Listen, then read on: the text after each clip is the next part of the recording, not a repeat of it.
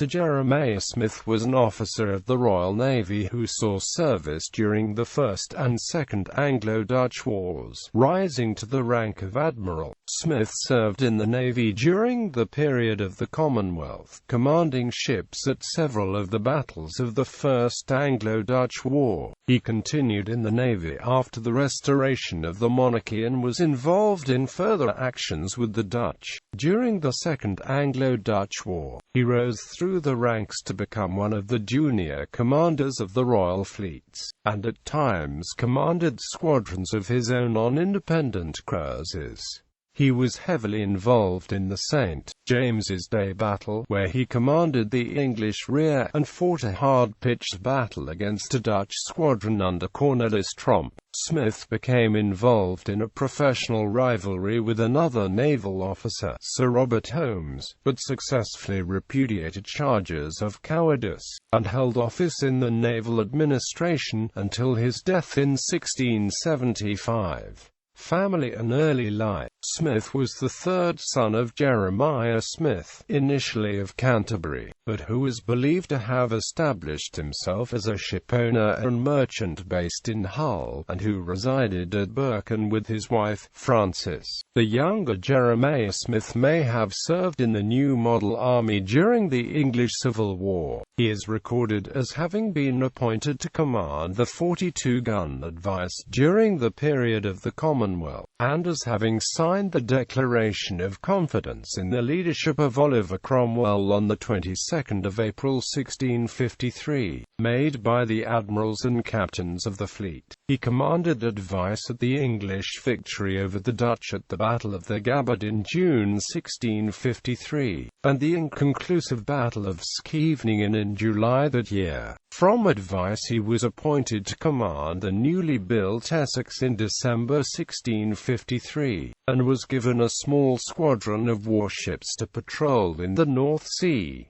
Second Anglo-Dutch War. Smith remained in the Navy after the restoration of the monarchy, and in 1664 was given command of the 50-gun HMS Mary. He commanded her at the Battle of Lowestoft in June 1665, supporting the English commander, James, Duke of York. The Duke of York's flagship, HMS Royal Charles, came under heavy fire from the Dutch flagship, Eendracht. Smith came to the Duke's assistance, taking his ship between Royal Charles and Eendracht and sustaining several powerful broadsides from the Dutch ship. Cannon fire from either Mary or Royal Charles then ignited the Eendracht's power magazine, which blew up, destroying the ship and killing Admiral Jacob van Wassenaar. For his part in the battle, he was one of 13 naval officers chosen to have the portraits painted by Sir Peter Lely as part of the flagman of Lowestoft, ordered by James, Duke of York.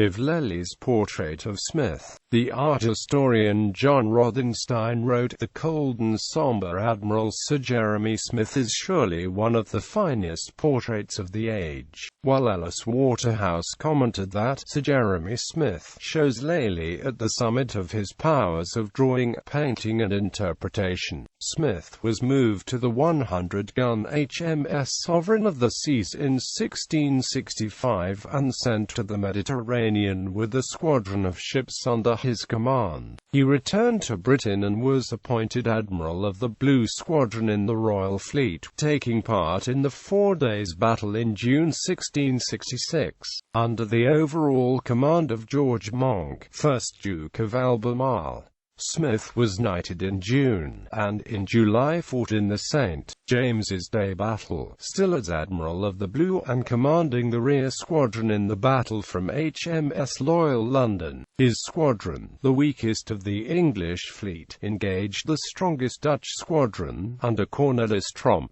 In doing so, Smith prevented Tromp from coming to the assistance of Michiel de Ruyter, whose force was severely mauled by the van of the English fleet. After After a period of fierce fighting, Smith withdrew from the line, either by choice or by being forced out by the Dutch. Tromp followed, weakening the Dutch line. During the battle, Tromp's flagship lost over 100 men, and was nearly captured by Sir Edward Spragg, one of Smith's junior flag officers. The Dutch rear admiral of Tromp's squadron was killed fighting Smith's force. Sir Robert Holmes, who had started the battle with the Red Squadron, before becoming separated and subsequently joining Smith's Blue Squadron, accused Smith of having withdrawn through cowardice.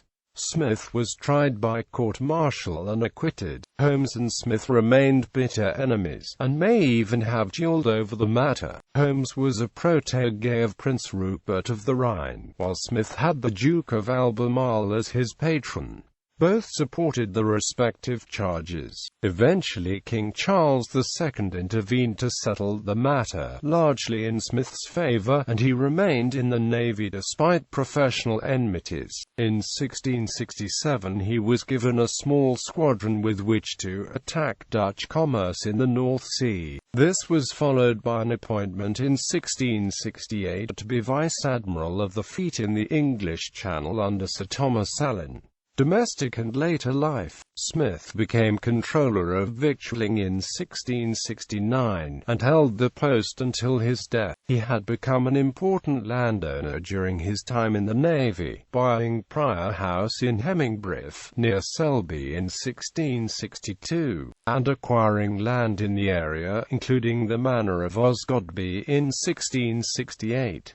He was twice married, having at least 3 sons by his second wife, Anne. Smith died at Clapham sometime in either October or November 1675, his will being last dated on the 13th of October 1675 and then being proved on the 13th of November. His body was returned to his holdings at Hemmingbrith and was buried in the church there, where a monument was later raised to his memory. He was described during his lifetime by the Italian diplomat Lorenzo Magalotti as a soldier of fortune like all the others, born and bred on the water, so to speak. Citations